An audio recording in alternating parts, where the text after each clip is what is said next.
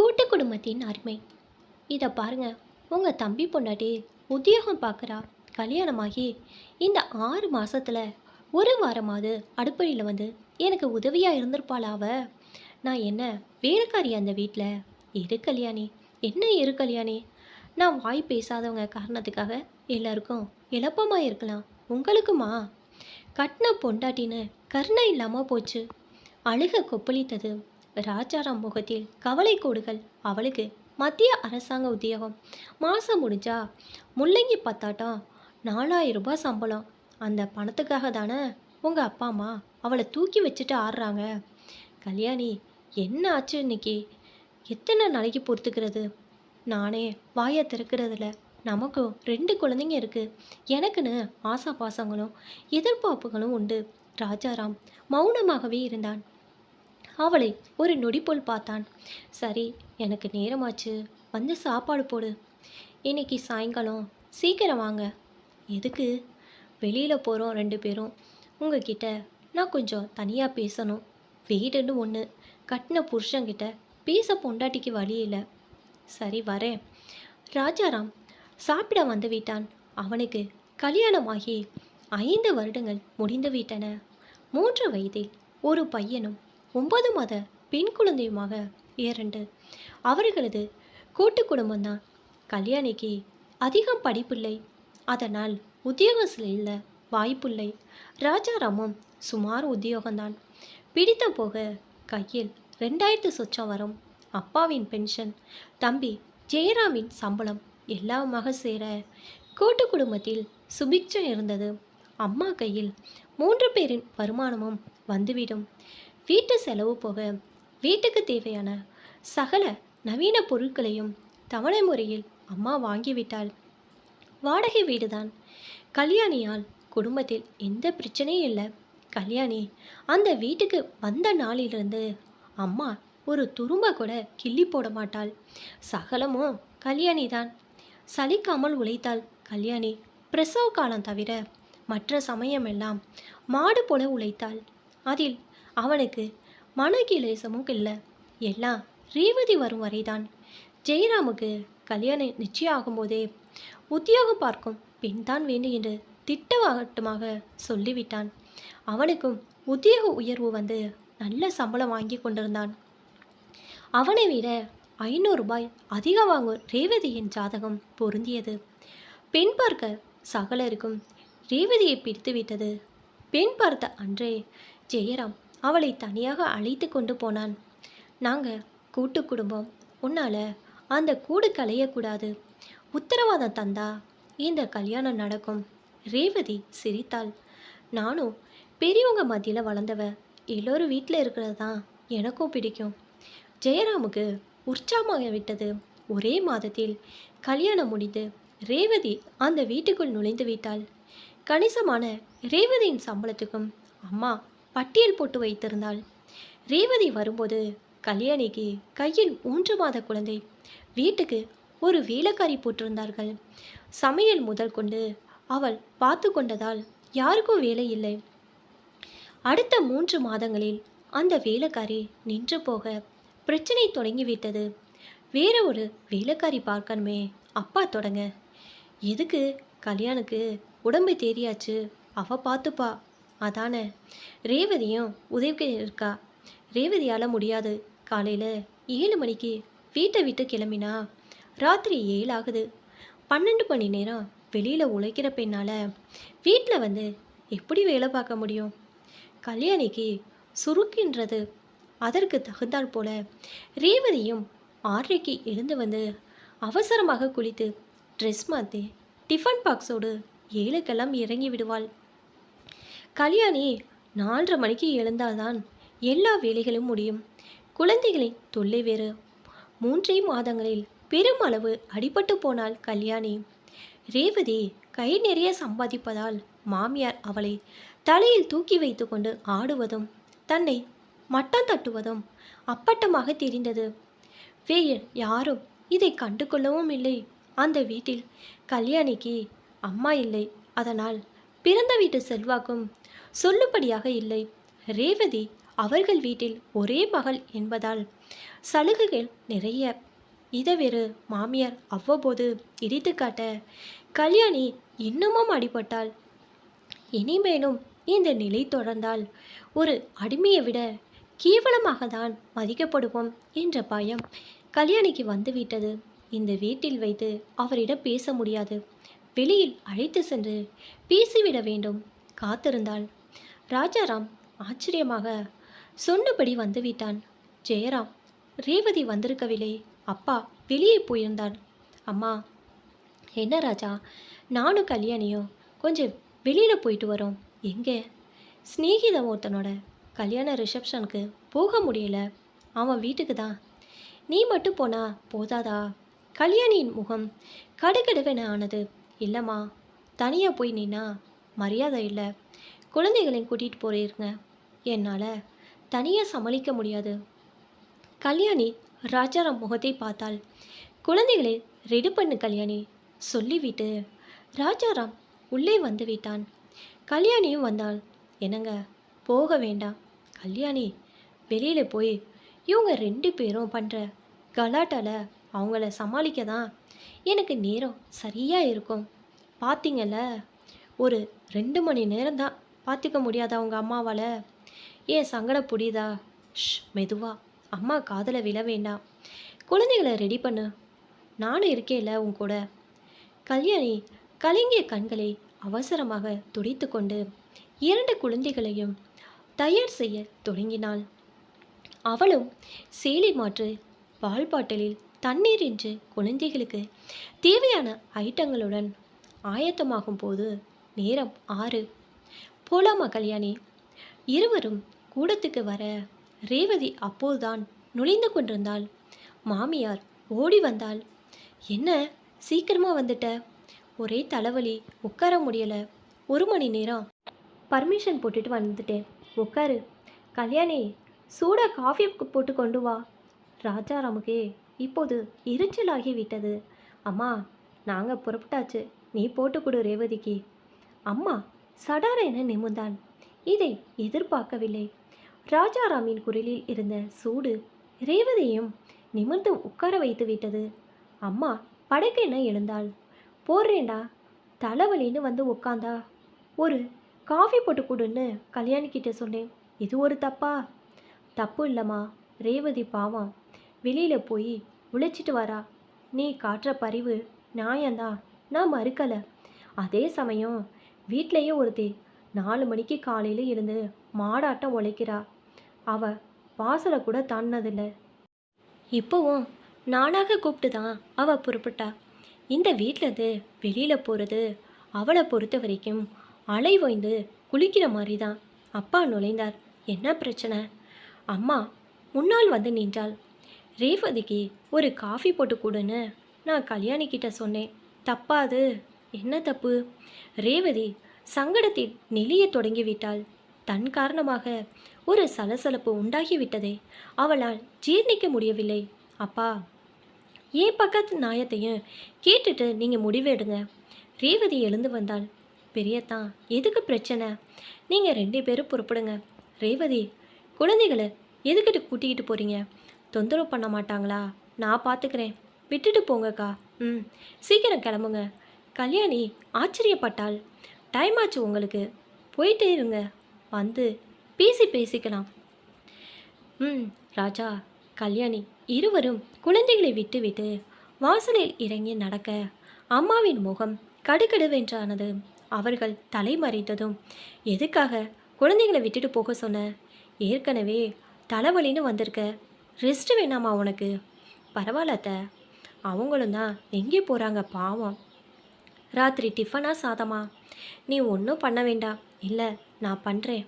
எனக்கு எல்லாம் தெரியும். நீங்கள் 2 பேரும் இருக்கிறதுனால தலையிடுறதில்ல.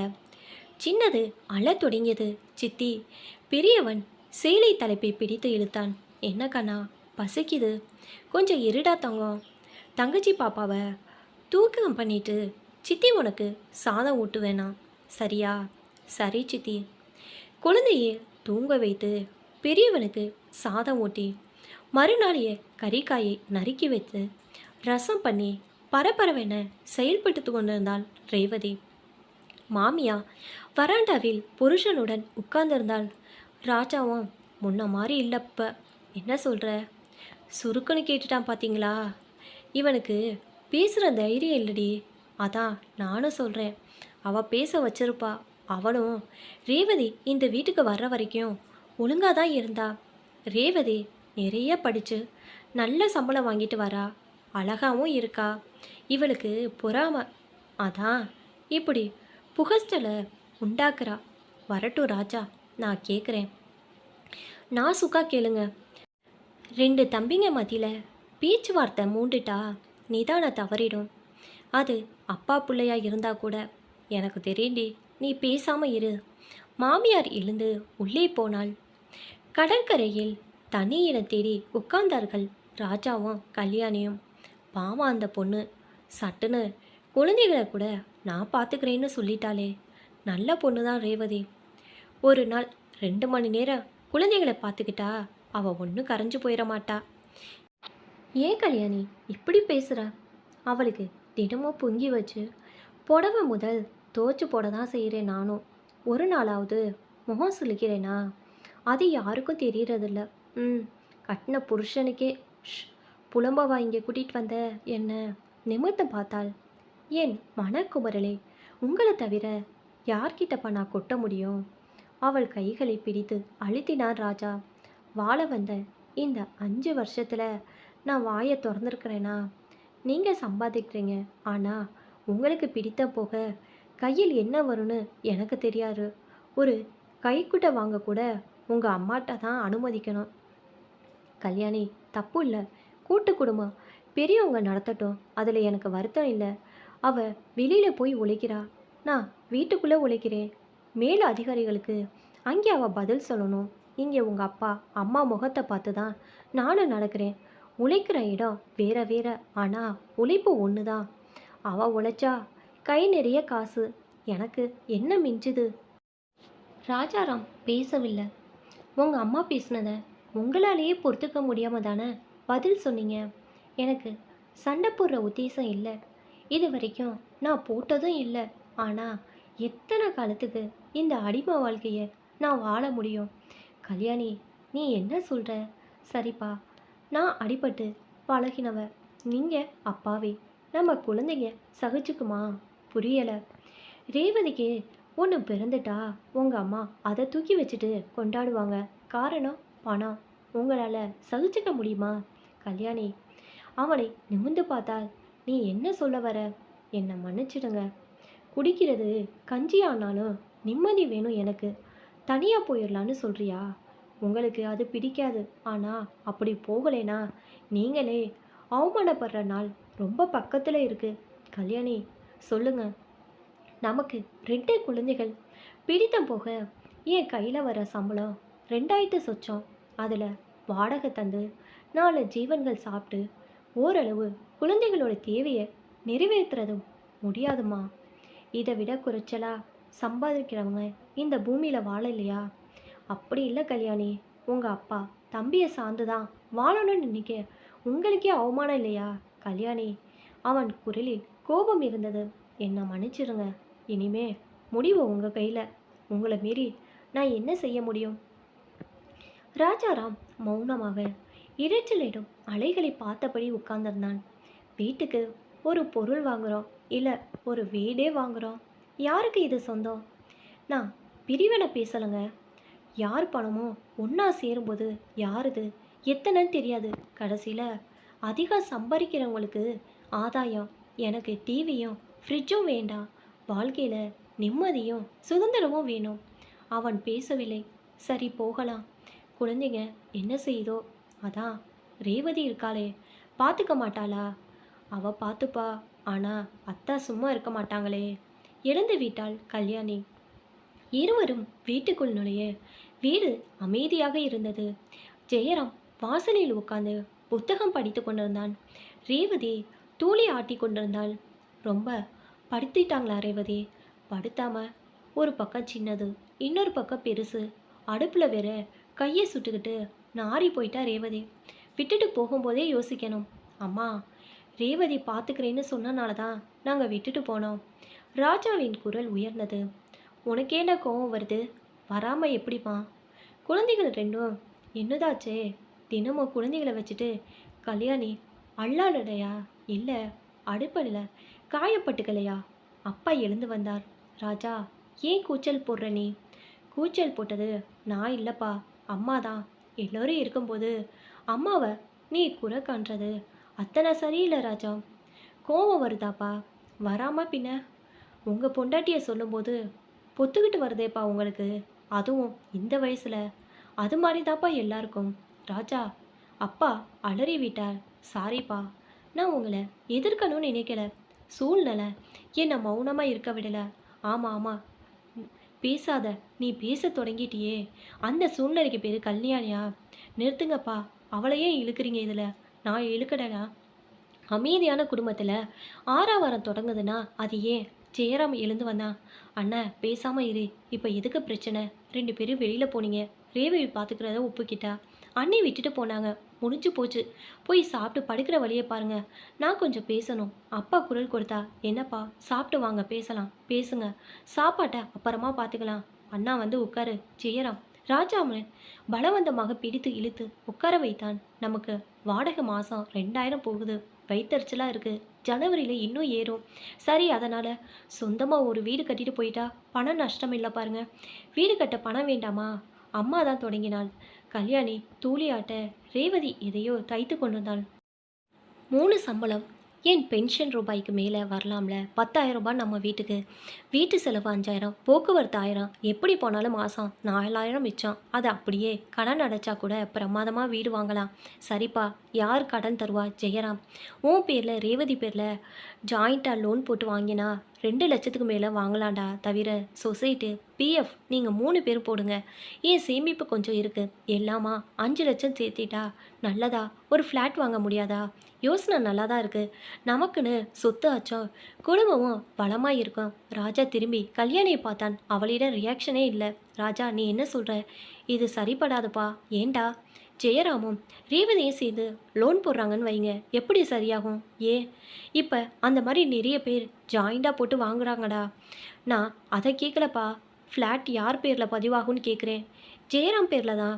இது என்ன கேள்வி? அம்மா குறுக்கிட்டாள். அதாவது தம்பிக்கு சொந்தமான வீடு அது. பத்திரத்தில் மட்டும்தாண்டா ராஜா. அப்படி உரிமை நம்ம எல்லாருக்கும் தான். அதை எப்படிப்பா? நாளைக்கு ஒரு விவகாரம்னு வந்துட்டா உரிமை தான் பேசும், உறவு பேச முடியாது ராஜா. ஏன் சம்பளமோ அதில் வரும். ஆனால் உரிமை எனக்கு இல்லை. இதில் என்னப்பா நியாயம்? ஜெயராமே அதிர்ந்து போய்விட்டான். அண்ணனிடம் இந்த ரகப்பிரிவினை பேச்சை அவன் எதிர்பார்க்கவில்லை. பாத்தீங்களா அவன் எப்படி பேசுகிறான்னு? அம்மா படப்படுத்தாள். ராஜா எழுந்தான். நான் மட்டும் பேசலம்மா. நாளைக்கு என் பேரில் வீட்டை பதிவு பண்ணா தம்பியும் நிச்சயம் பேசுவான். அண்ணா இருடா தம்பி, உனக்கு பண நிலைமை ஒழுங்காக இருக்குது. நீயும் ரேவதியும் சம்பாதிக்கிற பணத்தில் 1/4 பங்கு தான் நான் சம்பாதிக்கிறேன். உங்களால் பூமியில் கால் ஊனி நிற்க முடியும். நான் தடுமாறி போவேன். எதுக்கு ஒருத்தர் தயவில் இன்னொருத்தர் வாழணும்? ராஜா, அப்பா எழுந்து வந்தார். சாரிப்பா, நாங்கள் தனியாக போயிடுறோம். அத்தனை பேரும் அதிர்ந்து போனார்கள். கல்யாணியை தவிர. அதை சொல்லிவிட்டு சாப்பிடக்கூட செய்யாமல் ராஜா போய் படுத்து விட்டான். தோழி குழந்தையை எடுத்துக்கொண்டு கல்யாணி பின்னாலேயே போய்விட்டாள். சாரிப்பா, நாங்கள் தனியாக போயிடுறோம். அந்த வாக்கியம் தந்த அதிர்ச்சியிலிருந்து விடுபடாமல் அப்பா அப்படியே உட்கார்ந்திருந்தாள். அம்மா ஏதோ பேச வாயெடுத்தாள். ஜெயராம் அருகில் வந்தான். அம்மா, இப்போ எதுவும் பேசாத. இந்த சூழ்நிலையில் எது பேசினாலும் தப்பாக வரும். போய் படு. தம்பி படுமா. அப்பா நீங்களும் தான். அண்ணன் அவசரப்பட்டு சொல்லியிருப்பான். ராத்திரி முழுக்க தாண்டினா சரியாகும். உணர்ச்சிகளோட வேக குறையும். ப்ளீஸ். அப்பா நிமிர்ந்து ஜெயராமை பார்த்தார். போங்கப்பா. அவர் எழுந்து போய்விட்டார். சாப்பாடு அப்படியே இருந்தது. ரேவதி போய் அதையெல்லாம் எடுத்து ஃப்ரிட்ஜில் வைத்தாள். அடுக்கலையை சுத்தம் செய்து கதவுகளை சரி பார்த்து விளக்கை அணைத்துவிட்டு அவள் வர மேலும் 1/2 மணி நேரம் ஆகிவிட்டது. இதெல்லாம் சாதாரணமாக கல்யாணியின் வேலை.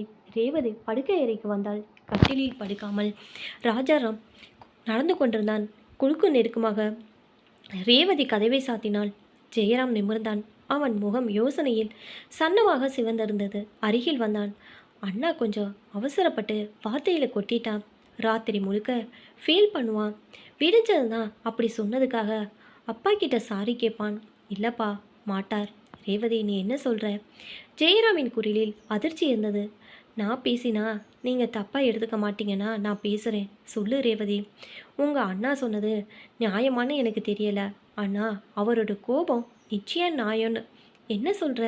நம்ம 2 பேர் பேரில் வீட்டை ஜாயிண்ட்டாக வாங்கிட்டு அதில் அவர் பணம் போடுறதுனா அது நியாயம் இல்லைன்னா நீயும் நானும் அவங்க 2 பேரும் ஏமாத்த போகிறோமா ரேவதி? இல்லைப்பா, இன்னைக்கு இருக்கிற மனுஷ மனசு நாளைக்கு இருக்குன்னு என்ன நிச்சயம்?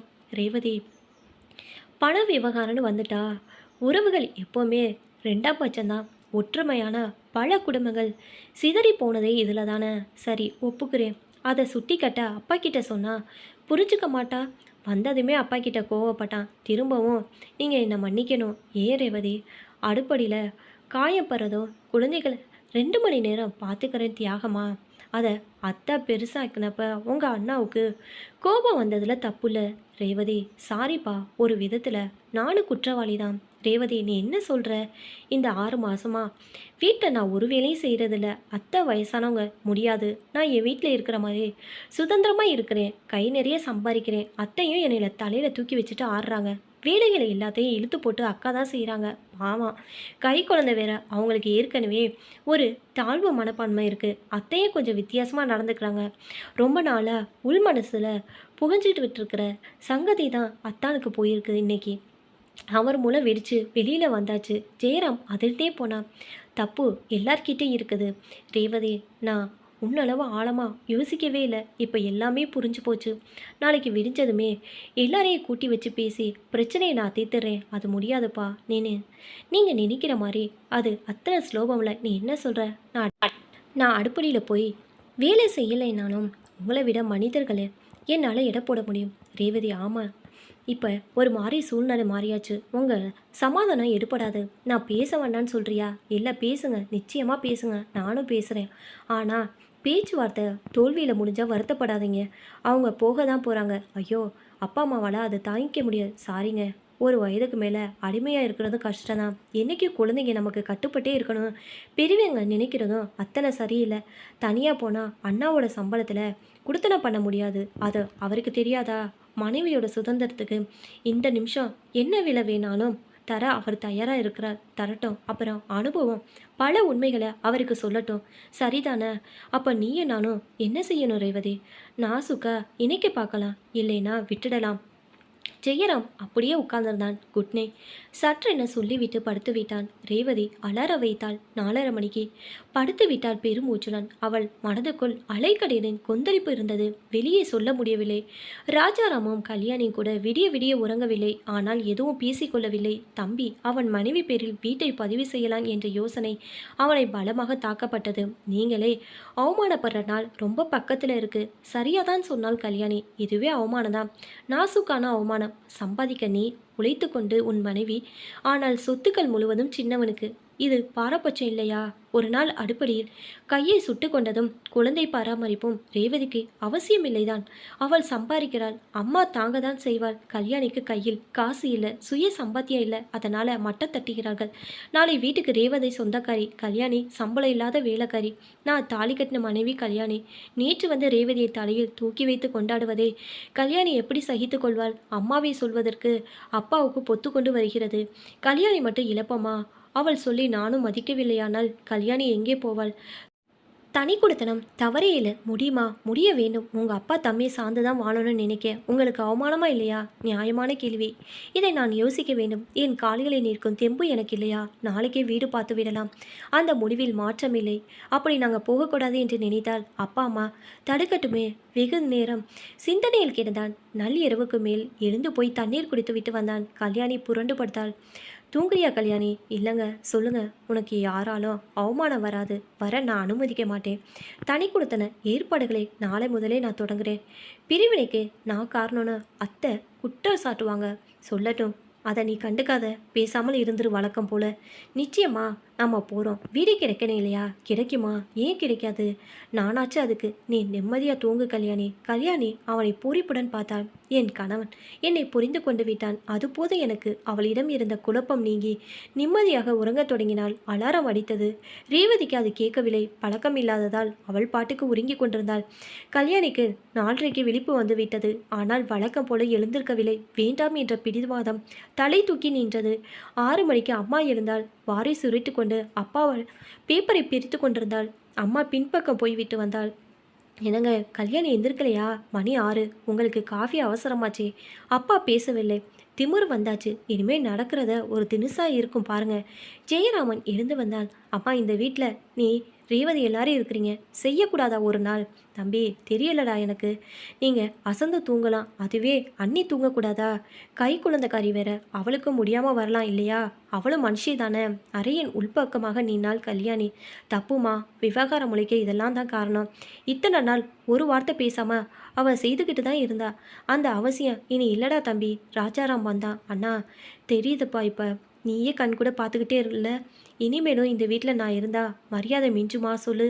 என்னடா பேசிக்கிட்டே போகிறீங்க 2 பேரும்? அம்மா, இதை பார் ராஜா, தனி கொடுத்தன போகிற எண்ணத்தை உன்கிட்ட அவள் கிளப்பி விட்டாச்சு. அம்மா, அவளை சொல்லாத, நிறுத்துடா. உன் சொந்த குறையிலே போயாச்சு. நான் சொல்ல தான் வந்தேன். போகணும்னு முடிவுப்பட்டதுனால தாராளமாக போங்க. நாங்கள் யாரும் குறுக்க விழுந்து தடுக்க போகிறதில்ல.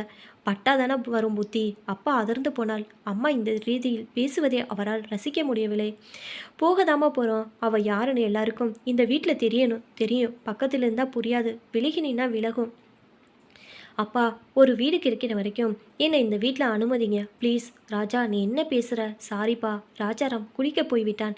கல்யாணி தன் அறைக்கு போய் தூளி ஆட்டத் தொடங்கினாள். ரேவதி எழுந்து வந்தால் கொட்டாய் விட்டபடி. ஜெயராமுக்கு சட்டென எரிச்சல் வந்து விட்டது. எல்லாமே உன்னால் தான். ஆடி அசந்து வரியா? நீ குளிச்சுட்டு வந்தது சாப்பாடு வர. இதென்ன ஹாஸ்டலா? ஒற்றுமையாக இருந்தால் குடும்பம் உடைய காரணமே நீந்தான். ரேவதி அதிர்ந்து போல. உன்னால் ஒன்றும் செய்ய முடியலன்னா லேடி ஹாஸ்டலில் போய் இருந்துக்கோ. உனக்கெல்லாம் எதுக்கு ஒரு புருஷன் வீடு? ஜெயராமின் குரல் ஓங்கி ஒலித்தது. ரேவதி பேசாமல் நின்றாள். சட்டென பாத்ரூம் நோக்கி நடந்தாள். ஜெயராம் சத்தம் போட்டது எல்லாருக்கும் கேட்டது. ரேவதி குளித்து விட்டு வந்து ஃப்ரிட்ஜிலிருந்து சிலவற்றை எடுத்து சூடு பண்ணினாள். புதிதாக கொஞ்சம் சமைத்தாள். ராஜா புறப்பட்டு விட்டான். அத்தான் சாப்பிடுவாங்க. இல்லைம்மா, எனக்கு நேரமாச்சு, நான் வெளியில் பார்த்துக்கிறேன். செருப்பை மாட்டிக்கொண்டு இறங்கி விட்டான். ஜெயராம் சாப்பிட வந்தான். அப்பா அம்மா கூடத்தில். கல்யாணி உள்ள அறையில். ரேவதி பரிமாறத் தொடங்கினாள். ரேவதி, கோமா என் மேலே எதுக்கு? நான் சத்தம் போட்டதுக்கு 4 பேர் முன்னால் என்னை விரட்டணும் ரொம்ப நாளாக உங்களுக்கு ஆசை நிறைவேறுச்சா? ரேவதி, விடுங்க, நான் புரிஞ்சுக்கிட்டேன். நாளையிலேருந்து குழப்பம் வராது. நானே எழுந்துக்கிறேன். கூடாது. என்ன சொல்கிறீங்க? இப்போ வேணா, ராத்திரி விவரமாக சொல்கிறேன். கண்ணடி தான் ஜெயராம். ரேவதியும் பேருக்கு சாப்பிட 2 பேருமாக பைக்கில் புறப்பட்டு போய்விட்டார்கள். கல்யாணி குழந்தைகளை குளிப்பாட்டி வீடு துடைத்து துணி துவைத்து என்று தன் அன்றாட வேலைகளை கவனிக்க தொடங்கிவிட்டாள். அதே நேரம் ராஜாராம் தன் ஆஃபீஸில் ஆதிமூலத்திடம் வீடு விசாரித்து கொண்டிருந்தான். தனி கொடுத்தனமா பிரதர்? அப்படின்னா இல்லை. ஏன் மலுப்புற? எதுக்கு தயக்கம்? தப்பே இல்லாதல. சரி விடு. வீடு கிடைக்குமா? கிடைச்சாச்சு. என்ன சொல்கிற ஆதிமுதம்? நல்ல வீடு ஒன்று நம் கைவசம் இருக்குது. வாடகை 1100 ரூபா. 15,000 முன்பணம். அம்மாடி, ஆழ வீடு. சரிப்பா, டவுனில் இதை விட குறைச்சலாக கிடைக்கும்னு நினைக்கிறியா நீ? 1000க்கும் வீடு இருக்குது. ஆனால் தண்ணி பிரச்சனை, குசி எல்லாம் உண்டு. இதை பாரு ஆதிமூலம், 1000 அதிகம். அப்போ பல இடைஞ்சல்கள் நீ பொறுத்துக்க வேண்டி வரும். சம்மதனா பார்க்குறேன் பாரு. அன்று மாலையே பர்மிஷன் போட்டுவிட்டு ஆதிமூலத்துடன் அலைந்தார் ராஜாராம். 1000 900 என்ற வீடுகள் இருந்தன. சூழ்நிலை ராஜாராமுக்கு சுத்தமாக பிடிக்கவில்லை. ஆனால் பணத்தை நினைத்த போது கவலையும் வந்தது. இறுதியாக ஒரு வீடு சுமாராக பிடித்தது. ஒன்று குடித்தனம் போல் இருந்தது. வெளிச்சமே சுத்தமாக இல்லை. ஒரே இரைச்சலாக வேறு இருந்தது. வாடகை 900, 5 மாதம் முன்பணம் என்று சொல்லப்பட்டது. நாளைக்கே அட்வான்ஸ் தருவதாக சொல்லிவிட்டு வெளியே வந்தான் ராஜா. மனதுக்கு பிடிக்கவே இல்லை. வீட்டை நோக்கி புறப்பட்டான். நாளைக்கு அட்வான்ஸ் பணமாக 4500 ரூபாய் கட்ட வேண்டுமே. எப்படி? பணத்துக்கு நான் எங்கே போவேன்? வீடு பார்த்தாச்சு கல்யாணி. இரவு தனியறைக்கு வந்தது சொன்னான். அதுக்குள்ளையா? ஆச்சரியமாக இருக்கே. நான் இதை எதிர்பார்க்கவே இல்லை. வீடு ரொம்ப சுமாராக தான் இருக்குது. கொஞ்சம் தண்ணி கஷ்டம் உண்டு. தகவல். பிறகு ஏன் இதை பார்த்தீங்க? பெருசாக பார்க்கலான்னா இதுக்கு வாடகை 900 தவிர கரண்ட் பில் அது 150 ரூபாய்க்கு வரும். 1050 ரூபாய் போச்சா? என் சம்பளத்தில் மிச்சம் எவ்வளோ? வெறும் 1000. அதில் மளிகை, பால், காய்கறி, குழந்தைங்க செலவு. எனக்கு பஸ் சார்ஜ். முடியுமா கல்யாணி? கல்யாணி மௌனமாக இருந்தால். ஏன் பேசலை? இந்த வீட்டையே பாருங்கள், நான் சிக்கனமாக கொடுத்து நான் நடத்திக்கிறேன். இன்னொரு பிரச்சனை இருக்குது. என்ன? 4500 ரூபாய் அட்வான்ஸ் தரணும். ஐயோ, இதுவே குறைச்சல். ஆதிமூலம் வந்தனா வேலை நடந்தது. ஆதிமூலத்துக்கு அரை மாதம் வாடகை கமிஷன். அது வேறையா அட்வான்ஸ்? ஆதிமூல கமிஷன் 2 5000 வேணும். அதுவும் நாளைக்கே. என்ன பண்ண போகிறீங்க? தெரியலை. சம்பளத்தை அப்படியே கொண்டு வந்து அம்மா கிட்ட தருவேன். ஒரு பொறுப்பையும் சுமந்ததில்ல. புரியல. அருகில் வந்தால் கல்யாணி. பயமா இருக்கா? இல்லம்மா, யோசிக்கணும் இல்லையா? எங்கே பணம் புரட்டுது? வேண்டாம். என்ன சொல்ற நீ? இந்தாங்க, இதை புடிங்க. திரும்பினான். அவளிடம் இருந்த ஒரு ஜோடி வளையல். கல்யாணி, அடகு வைக்க வேணாம். அப்புறமா வட்டி கட்டணும். நம்ம குடும்ப பட்ஜெட். இடம் வித்துடுங்க. உன்கிட்ட நகையே அதிகம் இல்லை கல்யாணி. அதனால் எந்த பாதகம் இல்லை. ஒரு அவசரத்துக்கு உதவ தான் நகைகள். புரியுதா கல்யாணி? பிடிங்க. நாளைக்கே அந்த ஆதிமூலக்கிட்ட கேட்டு வித்துடுங்க. இல்லைன்னா வாங்கின இடம் தங்க மாளிகை தான். அவன் நகை கொஞ்சம் சேதாரம் எடுத்துட்டு பணம் தந்துடுவான். எப்போ பால் காய்ச்சலாம்? நாள் பாரு. கல்யாணி காலண்டர் எடுத்தாள். வியாழக்கிழமை நாள் நல்லா இருக்கு. சரி, காய்ச்சலாம். இப்போ சந்தோஷம் தானே? கல்யாணி சிரித்தாள். எனக்கு சந்தோஷமே இல்லை கல்யாணி. என்ன சொல்றீங்க? கல்யாணம் திடுக்கிட்டா. உன் நகையை வித்தா குடுத்தனம் நடத்தணும். மனசு பொறுக்கலை. தப்பே இல்லை. நான் மனசோடு தான் தந்திருக்கிறேன். நிம்மதியாக தூங்குங்க. அன்று மாலை அலுவலகம் முடிந்து சற்று தாமதமாக தான் ராஜாராம் வந்தான். எல்லோரும் வீட்டில் இருந்தார்கள். நகையை விட்டு முன்பணம் கட்டிவிட்டான். குடுத்தன போய் விடுவது என முடிவு செய்திருந்தாள். அப்பா, நான் வீடு பார்த்தாச்சு. ஆமாம், அட்வான்ஸ் தந்தாச்சு. வியாழக்கிழமை பால் காட்டி குடிச்சிட்டு அன்னைக்கு கொடுத்தன போகலான்னு முடிவு செஞ்சுருக்கேன். அம்மா ஒரு மாதிரி விரைத்து கொண்டு நின்றாள். அருகே வந்த ராஜா, நீ வந்து பால் காய்ச்சுவாம்மா, வருவே இல்லையா? வர சொன்னா வரேன். அப்பாவிடம் வந்தா. என்ன வாடகை ராஜா சொன்னான். எப்படா சமாளிப்பா? பொண்டாட்டி 2 குழந்தைகளோட வாழ முடியுமா உன் சம்பளத்தில்? வாழ வேண்டிய கட்டாயம் வந்தால் மாட்டேன்னு சொல்ல முடியுமாப்பா? முன்படத்துக்கு என்னப்பா செஞ்ச? கல்யாணோட வலையில் விற்று. அப்பாவுக்கு வேதனையாக இருந்தது. கொடி ஒன்று கழுத்துறதுக்கு பத்தாக்குறை வந்தா அதையும் விற்றுக்கலாம். அம்மாவிடமிருந்து எகத்தளமான சொற்கள் உதிர ராஜா திரும்பினான். அப்படியே ஒரு நிலை வந்தாலும் மஞ்சள் கயிறு இருக்கேம்மா, நிஜம்தான். அதை கட்டினவனோட ஆதரவு மட்டும்தான் கல்யாணி இப்போ எதிர்பார்க்குறா. நகைகள் அவளுக்கு பெருசு இல்லை. என்னங்க, நம்ம புள்ள தனியாக பொறுத்து சங்கடம் தான். சரி, போக வேண்டிய சூழ்நிலை உருவாயாச்சு. நானே உருவாக்கினேன். அடி இருடி, என்னை பேச விடு. யாரால பிரச்சனை இனி அலசி யாருக்கும் லாபம் இல்லை. ஆனால் எங்கே இருந்தாலும் ராஜாவும் அவன் குடும்பமும் சுகமாக வாழணும். அதுக்காக முடிஞ்சா நீயும் பிரார்த்தனை பண்ணு. அம்மா பேசாமல் உள்ளே போய்விட்டால் உன் பேச்சுக்கு ஆயுள் முழுக்க நான் அடக்கலாம். அடங்கி தான் ஆகணும். ஆனால் பிள்ளைங்கன்னா அடங்கணும்னு நீ எதிர்பார்த்தா நடக்குமா? எல்லாரும் கலந்து பேசினார்கள். ரேவதி தன் அறைக்கு வந்தால். என்னங்க, சொல்லு ரேவதி. ஒரு சந்தோஷ செய்தி. ஆனால் சொல்லக்கூடிய சூழ்நிலை இப்போ வீட்டில் இல்லை. என்ன? எனக்கு சீனியர் ஆஃபீஸர் ப்ரொமோஷன் வந்திருக்கு. அப்படியா? கங்க்ராஜ். 1000 ரூபாய் அதிக சம்பளம் கிடைக்கும். ஜெயராம் கணக்கு போட தொடங்கிவிட்டான். உடனே ராஜா கல்யாணி தனி கொடுத்தன போய் 1 வாரம் ஆகிவிட்டது. அந்த சூட்டோடு அம்மா உள்ளூரில் இருந்த தன் தம்பி வீட்டுக்கு போய்விட்டாள். கல்யாணியை பற்றி ஒரு குரல் அழுதுவிட்டு வந்து சேர்ந்தாள். இங்கு வீட்டிலும் கல்யாணி வசைப்படி தீர்த்தாள்.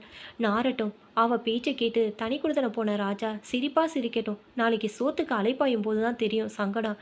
அப்பா ஒன்றுமே பேசவில்லை. அம்மாவுடன் சேர்ந்து அவர்களை குறைய சொல்லாது. அம்மாவுக்கு என்னவோ போல் இருந்தது. மறுநாள் காலை அலாரம் அடித்தது. கல்யாணி போன பிறகு டக்குன்னு இருந்து எல்லா வேலைகளையும் ரேவதி தான் பார்த்து கொண்டிருந்தாள். ரேவதி எழுந்து விட்டாள் வழக்கம் போல. ரேவதி திரும்பினாள். ஜெயராம் படுக்கையில் எழுந்து உட்கார்ந்தான். ஏன் நீங்களும் எழுந்துட்டீங்க? நீ படு, பேசாமல் படு சொல்கிறேன். ஐயோ, என்னப்பா இது, நிறைய வேலை இருக்குது. ஆஃபீஸ் போகிறதுக்குள்ளே எல்லாத்தையும் முடிக்க வேண்டாமா? 1 வாரமாக நான் எழுந்து பண்ணிட்டு தானே இருக்கிறேன். இன்றைக்கி என்ன இது புதுசா? 1 வாரமாக வீட்டில் அம்மா இல்லை ரேவதி. அதனால் நீ எழுந்து செஞ்சுட்ட. அம்மா படுத்து வழக்கம் போல் ஒரு 7 மணி வரைக்கும் தூங்குவாங்க. பாவண்டா, அவங்க வயசானவங்க இல்லையா? அது எனக்கும் தெரியாதா? நீ செஞ்சிட்டா அண்ணியோட அருமை அம்மாவுக்கு எப்படி தெரியும்? அதனால் அது புரியணும். உணர்ச்சி வசப்பட்டு எடுக்கப்படுற எந்த முடிவுகளும் அர்த்தம் இல்லைன்னு எல்லாரும் புரிஞ்சுக்கணும் ரேவதி. படு சொல்கிறேன். நான் எடுப்புற சமயத்தில் என்னை எழுந்துரு, புரியுதா? ரேவதி படுத்து விட்டாள். நேரம் 6:30 கடந்து விட்டது. அம்மாவுக்கு விழிப்பு வந்து பாத்ரூம் வந்தால். நன்றாக விடிய தொடங்கிவிட்டது. ஐயோ, விடிஞ்சாச்சே. ரேவதி எழுந்திருக்கலையா? காஃபி கிடைக்காம நாக்கு உலர்ந்து போகுது. அப்பா கொட்டாவி விட்டபடி சொன்னார். நான் ரேவதியை எழுப்புறேன். ஏன், உனக்கு காஃபி போட தெரியாதா? அம்மாவின் முகம் கடுக்கடுவென்றானது. பாவம் புண்ணியவதி. ஒரு பேச்சுக்கு இடம் தெரியாமல் விடிய ஒரு நாளைக்கு எழுந்து விட்டாங்க. உழைப்பா கல்யாணி சொல்கிறேன். அவள் இருந்தப்ப அவளோட அருமை இந்த வீட்டில் யாருக்கும் தெரியலை. அம்மா திரும்பி முறைத்தாள். என்ன ஏண்டி முறைக்கிற? நிஜத்தை மூடி வைக்கிறத எத்தனை நாளைக்கு முடியும்? ரேவதி எழுந்து பழக்கமில்லை. எழுப்புனா தெரியுது. ஜெயராம் எழுந்து வந்தான் சோமல் முறைத்தபடி. ரேவதியை எழுப்புடா ஜெய். பாவம்மா, ஆஃபீஸில் நேற்றுக்கு எக்கச்சக்க வேலை அவளுக்கு. ராத்திரி எல்லாம் கை குடையுதுன்னு தூங்காமல் தவிச்சா. இப்போ தான் தூங்கினா. தூங்கட்டு பாவம். லீவு போடுறலாம்ப்பா. ஐயோ, அது எப்படி? வீட்டில் இருக்கவங்க அக்கடான்னு படுக்கலாம். வேலைக்கு போகிறவங்களால முடியுமா? அம்மாவின் முகம் மாறியது. லீவும் இல்லை. அவளுக்கு சம்பளம் கட்டாயிட்டா. அண்ணன் சம்பளம் இனி இந்த வீட்டுக்கு வராது. நாங்கள் 2 பேர் தானே சமாளிக்கணும். உன்னால் முடிஞ்சதை பொங்கி வைமா, சாப்பிட்றோம். அண்ணி வாய்க்கு வகையாக செஞ்சு போட்டுட்டு இருந்தா. அதை இனி எதிர்பார்க்க முடியுமா? நிறுத்துடா. உங்கள் எல்லாம் பெத்து வளர்த்துனது நான் தான். கல்யாணி இல்ல. எனக்கும் எல்லாம் தெரியும். 1 மணி நேரத்துல தயார் பண்றேன். அம்மா சமையல் கட்டுக்குள் நுழைந்தாள். சாரிப்பா, நீங்க தப்பா நினைக்க வேண்டாம். ரேவதி முழிச்சுக்கிட்டு தான் இருக்கா. இது அதிர்ச்சி வைத்தியம் நம்பர் 1. அப்பா கண்ணடித்தார். ஜமாய்டா ராஜா. 7 மணிக்கு ரேவதி எழுந்து வந்தாள். பல் தேய்த்து குளித்தாள். ட்ரெஸ் மாற்றும் போது 7:45. அம்மா வியர்வலி வலிய சாப்பாடு தயாரித்து முடித்திருந்தாள். ஒரு நாள் தான் மூச்சு வாங்கியது. டச்சு விட்டு போனதால் அறவே முடியவில்லை. தலை சுற்றுவது போல் இருந்தது. ரேவதி சாப்பிடலாமா? அம்மா, எங்க 2 பேத்துக்கும் சாப்பாடு போடு. ஜெயராம் ரேவதியுடன் நுழைய அம்மா இருவரையும் ஏற இறங்க பார்த்தாள். பதில் சொல்லாமல் வந்துவிட்டாள். வெளியே இருவரும் மேஜையில் உட்கார்ந்து பரிமாறிக்கொள்ள ரேவதி சின்ன குரலில், வேணாப்பா, இது சரியில்லை. அத்தையை பார்க்க பாவமா இருக்கு. என்னால் குற்ற உணர்ச்சியை தாங்கிக்க முடியல. வாயை மூடிட்டு இருது. 1 மாச காலம் இந்த வாயை. அதிர்ச்சி வைத்தியம் தொடரணும். அத்தை படுத்துருவாங்க. எங்கள் அம்மாவுக்கு சுயபலம் அதிகம். வீம்பு அதை விட அதிகம். உனக்கு புரியாது. எல்லாம் சரிதான். ஏன் மூஞ்சியை ஒரு நாள் காரி துப்ப போகிறாங்க அத்தை. துப்பட்டும், துப்பணும். என்னப்பா பேசுறீங்க? எல்லா அருமையும் எல்லாருக்கும் குடும்பத்தில் தெரிய வேண்டாமா ரேவதி? நான் சொல்கிறபடியெல்லாம் நீ கேளு. நல்லதுக்கு தான். புரியுதா உனக்கு? சாப்பிட்டு முடித்து கை கழுவி விட்டு எழுந்து வந்தான். எப்புட்றா இருக்கு உங்க அம்மா சமையல்? உப்பே இல்லை. ஏமா, நாங்கள் எல்லாம் ரத்த அழுத்தக்காரங்களா? அதற்குள் ஜெயராம் ரேவதி புறப்பட்டு போய்க்கொண்டே இருந்தார்கள். அம்மா தாக்கப்பட்டாள். முகம் வாடி நின்ற கல்யாணி கண்ணுக்குள் வந்தாள். அன்று அவளுக்கும் எப்படித்தானோ வலித்திருக்கும். அம்மா கலைந்தாள். தனி கொடுத்தன வந்து 3 வார காலம் ஓடிவிட்டது. முதல் சம்பளம் அந்த வீட்டுக்கு வந்த பிறகு அன்று தான் வாங்கி கொண்டு வந்திருந்தான் ராஜா. இந்தா கல்யாணி, இதை புடி. மல்லிகை பூவோடு அதை வைத்து தந்தான். இத்தனை காலம் அம்மா கையில் தந்தேன். இனி நீதான் தலைவி. கல்யாணி சிரித்தபடி வாங்கி கொண்டாள். நீ அடிமையா இருந்த நாட்கள் முடிஞ்சாச்சு. இனிமே நீயே பட்ஜெட் போடு. கொடுத்தன நடத்து. பைசா குறையாம சம்பள பட்டியலோடு உன் கையில் கொண்டு வந்து தரேன். நான் தலையிடவே மாட்டேன். நீ போட்டதை சாப்பிட்டுட்டு பேசாம போறேன். சரிதானே? கல்யாணிக்கு காது குளிர்ந்தது. இந்த நாளுக்காக தானே கல்யாணி தவம் கிடந்தால் அது பழித்து விட்டது. இந்த வீட்டுக்கு வந்த 3 வாரங்களில் நிறைய பிரச்சனைகள் இருக்கதான் செய்தது. குறிப்பிட்ட நேரம் தான் தண்ணி வரும். அடிக்கடி மின்சாரம் போய்விடும். அந்த வீட்டில் கேஸ் அடுப்பை எடுத்து வர முடியவில்லை. இங்கு ஸ்டவ், மண்ணெண்ணெய், டிவி, ஃப்ரிட்ஜ் இத்தியாதிகள் இல்லை. ஒரு குடிசையில் வாழ்வதைப் போல் இருந்தது. ஒரே வாரத்தில் பிடிக்காமல் போனது. அங்கு சாவி கொத்து கையில் இல்லாவிட்டாலும் எல்லா வசதிகளும் இருக்கதான் செய்தது. இங்கு சாவி கொத்து மட்டும்தான் இருக்கிறது. வேற எதுவுமே இல்லை. ஏன் இல்லை? என்னை ஆதரித்து எனக்காக தன் பெரியவர்களை கூட பகைத்து கொண்டு என் விருப்பத்துக்காக தனி குடித்தனம் வந்தவர் என் கணவர். எதுவும் பேசாமல் இருந்த அவரை நான் தப்பாக நினைத்தேன். என் மேல் உயிரே வைத்திருக்கிறார். இல்லாவிட்டால் இந்த முடிவை எடுப்பாரா? மறுநாள் காலை ராஜா ஆஃபீஸ் புறப்பட்டு விட்டான். மறக்காம வாடகை, லைட் பில் 2ஐயும் கொடுத்துரு. கல்யாணி, அங்கே அது அப்பா வேலை. நீ மறந்துட போகிற. சரிங்க. பால் கார்டு அங்கே அம்மா வாங்குவாங்க. இங்கே அந்த வேலையும் உனக்கு தான் தெரியும். மளிகை கடை பக்கத்தில் இருக்குது. போய் வாங்கிக்க. கொடுத்துன வந்ததும் 1 மாதம் மளிகை அவன் போட்டுட்டான். பணத்தை கொடுத்துட்டு லிஸ்ட்டு தந்துடு. என் பஸ் செலவு, குழந்தைகளுக்கு காம்ப்ளான். சரி சரி, இனி நீயாச்சு. எனக்கே நேரமாச்சு வரேன். போய்விட்டான். அவன் வழக்கம் போல துணி துவைத்து பாத்திரம் தேய்த்துவிட்டு வீட்டு வேலைகளை முடித்துவிட்டு நிமிர்ந்தாள். குழந்தைகளை உறக்கத்தில் கதவை சாத்திவிட்டு வந்து உட்கார்ந்தாள். சம்பள கவரை கையில் எடுத்துக்கொண்டாள். பேப்பர் பேனா எடுத்து தர வேண்டியவர்களை பட்டியல் போட்டாள். ஒன்றையும் விடவில்லை. மொத்தமும் கூட்டினாள். கவரிலிருந்து சம்பள உருவி என்ன தொடங்கினாள். கணக்கில் 1400 ரூபாய் துண்டு விழுந்தது. எப்படி போட்டாலும் அந்த பற்றாக்குறையை சமாளிக்க முடியவில்லை. 1400 ரூபாய் பற்றாக்குறையா? ஆம், அவ்வளோதான். ராஜாராமின் சம்பளம். பெரிய குடும்பத்தில் இருந்து 4 சம்பளம் கைக்கு வர பிரச்சனை புரியவில்லை. கஷ்டமே இருக்கவில்லை. இனி இதில்தான் வாழ வேண்டும். இதுவே சிக்கனமான பட்ஜெட். எதை குறைப்பது? பட்னியாவா கிடைக்க முடியும்? குழந்தைகளை நன்றாக வளர்க்க வேண்டாமா? தாலிக்குடியை விற்று விடலாமா? 7-8 மாதங்கள் சரி கட்டலாம். பிறகு விற்பதற்கு என்ன இருக்கிறது? சம்பளம் உயராதா? கூடவே விலை வயசும் 2 பங்கு உயருமே. தனி கொடுத்தனம் தவறா? நான் தான் அவசரப்பட்டு விட்டேனா? அங்கே செய்யும் வேலையே இங்கே நான் செய்யவில்லையா? சொல்லப்போனா இங்கு வேலை இன்னும் அதிகம். ரேவதி பகிர்ந்து செய்யவில்லை என்ற ஒரே மனக்குறைதானே விவகாரம் வர காரணம். அவளை போல ஒருத்தி கை நிறைய சம்பாதிப்பதால் குடும்பத்தில் கஷ்டம் இல்லை. அவளால் சமயக்கட்டிலும் சமாளிக்க முடியும். என்னால் இனி உத்தியோகம் பார்க்க முடியுமா? கேள்வி மேல் கேள்வி வந்து தழை சுழல தொடங்கியது. குழந்தையின் அழுகை கேட்க எழுந்து ஓடினாள். பால் கறிக்க அடுக்கலைக்கு ஓட வாசல் கதவு தட்டப்பட்டது. கதவை திறந்தால் ரேவதி. அவளை கல்யாணி எதிர்பார்க்கவில்லை. ரேவதி, குழந்தை அழுதேக்கா. நான் போய் பாலை கரிச்சு எடுத்துகிட்டு வரேன். நீங்கள் அதை எடுத்து சமாதானப்படுத்துங்க. ரேவதி பாலை கரைத்து எடுத்து வந்தால் குடிக்க தொடங்கியதும் குழந்தையின் அழுகை நின்றது. என்ன ரேவதி, நீ மட்டும் வந்தியா? ஆமாக்கா, லீவு போட்டுட்டா. என்ன விஷயம் ரேவதி? எனக்கு ப்ரமோஷன் வந்திருக்கு, மாதம் 1000 ரூபாய் அதிக சம்பளம் வரும். அதை சொல்லவா இங்கே வந்த? இல்லை, தர வந்தேன். அந்த கவரை எடுத்து கல்யாணியிடம் தந்தா. ரேவதி, என்ன இது? அத்தான் சம்பளத்தில் உங்கள் குடும்ப பட்ஜெட்டில் பெரிய பள்ளமே விழுன்னு எனக்கு தெரியும்க்கா. அதுக்காக இதால் ஓரளவு அதை நிரப்பலாம் இல்லையா? அத்தை மாமாவுக்கு இது தெரியுமா? தெரியாது. தெரிய வேண்டிய அவசியம் இல்லை. சம்பாதிக்கிறவன் நான், எல்லாத்துக்கும் கணக்கு ஒப்பிக்க முடியுமா? ஜெயராமுக்கு இன்னைக்கு ராத்திரி சொல்வேன், நான் புறப்படுறேன்க்கா. வர வெள்ளிக்கிழமை வரலட்சுமி விரதம். அங்கே வருவீங்க தானே? கண்டிப்பா. ஒரு மாதத்தில் அம்மா களைத்து போயிருந்தால் அப்பா முதற்கொண்டு அம்மா பக்கம் ஆதரிக்க யாரும் இல்லை. வியாழன் காலை விடிந்ததும், ரேவதி இன்னைக்கு அரை நாளில் வந்துடு. நாளைக்கு நோம்பு. நீ பாட்டுக்கு ஆஃபீஸ் போனா யார் செய்கிறது எல்லா வேலையும்? பார்க்கலாம் அத்தை, லீவு கிடைச்சா வரேன். இல்லைனா நாளை கூட போக வேண்டி வரும். ரேவதி போய்விட்டால். அம்மா சீற்றத்துடன் அப்பாவிடம் வந்தாள். இதை பாருங்க, என்னால் இனி முடியாது. நான் செத்தாச்சு. என் உடம்புல தெம்பு இல்லை. குடும்ப பொறுப்பை எனக்கு வேண்டாம். யாரோ நடத்திக்கட்டும். ஏண்டி, அது நம்ம கையில் இருக்கிற காரணம் தான் எதையும் தட்டி கழிக்க முடியலை.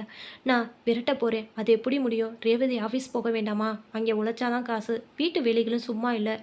இடுப்பு விட்டு போகுது. புரியுதா? இப்போ 2 குழந்தையை பார்த்துக்கிட்டு ஒருத்தி எந்திரமாட்ட உழைச்சாலே அப்போ பணம் கொண்டு வரான்னு சின்னவளை தாங்கினேன். இப்போ தெரியுதா சங்கடம்? அம்மாவின் கண்கள் கலங்கி விட்டது. கதவு தட்டப்பட்டது. அம்மா போய் திறந்தாள். கல்யாணி, 2 குழந்தைகளை, ஆயுசு 100மா உனக்கு? நாளைக்கு நோம்பாச்சேத்த. அதான் இன்னைக்கே வந்துட்டேன். ரேவதி லீவா? அவள் எங்கே போடுவா? போயாச்சு ஆஃபீஸ்க்கு. எல்லாம் போட்டது போட்டபடி கிடக்கு. நான் பார்த்துக்கிறேன் அத்தை. இழுத்து சிறுகி கொண்டு சமையல் கட்டுக்குள் நுழைந்து விட்டாள் கல்யாணி. பழைய ஜீவன் வந்து விட்டது வீட்டுக்கு. மாலையில் ஜெயராம், ரேவதி வந்து விட்டார்கள். ஐ, அண்ணி வந்தாச்சு. ரொம்ப நாளைக்கு அப்புறம் இன்னைக்கு நல்ல சாப்பாடு கிடைக்க போகுது. மறுநாள் காலை 3:30க்கு எழுந்து குளித்து வீட்டு வேலைகளை கல்யாணி தொடங்கிவிட 10 மணிக்கு பூஜைக்கு வந்து விட்டான் ராஜா. அது முடிந்து சாப்பாடு ஆனது. கடைசி பந்தி ரேவதி கல்யாணி சாப்பிட்டார்கள். மாலை 3 மணி. புறப்படு கல்யாணி, நாங்கள் புறப்படுறோம். மாமியார் கல்யாணியிடம் வந்தால், நீ போகாத கல்யாணி. அத்தை. சட்டென கைகளை பிடித்து கொண்டு மாமியார் அழ தொடங்கினாள். அத்தை, என்ன இது? நீங்களா அழறீங்க? ஜெயராம் குறுக்கிட்டான். வந்துட்டேங்க, பசங்களை தயார் பண்ணிக்கிறேன். அரை மணி நேரம் ஓடியது. கல்யாணி வெளிப்பட்டா. அதானே, 4 பேரை அழ வச்சு தானமா உனக்கு பழக்கம். ரேவதி அதட்டினாள். நீ போகாத கல்யாணி. அத்தை, என்னை மன்னிச்சிடு. உன் அருமை தெரியாமா நான் ரொம்ப மோசமாக நடந்துக்கிட்டேன். நீ இருக்கிற இந்த நிமிஷம் வீடு சொர்க்கமாக இருக்குது கல்யாணி. அத்தை, ஒரு துரும்ப கூட என்னை நீங்கள் நகர்த்த விட்டதில்லை. ஆனால் இப்போ நிலைமை தலைகீழ். நான் செத்தாச்சு. ஆனால் பேச வழி இல்லை. இது நானே தேடிக்கிட்டது. வேலைக்கு போகிற பெண்களை தட்டி கேட்க முடியாது. சம்பாதிக்கிற திமிர் இருக்க தான் செய்யும். இல்லை அத்தை, ரேவதிக்கு திமிர் இல்லை. எனக்கு தான் பொறாம.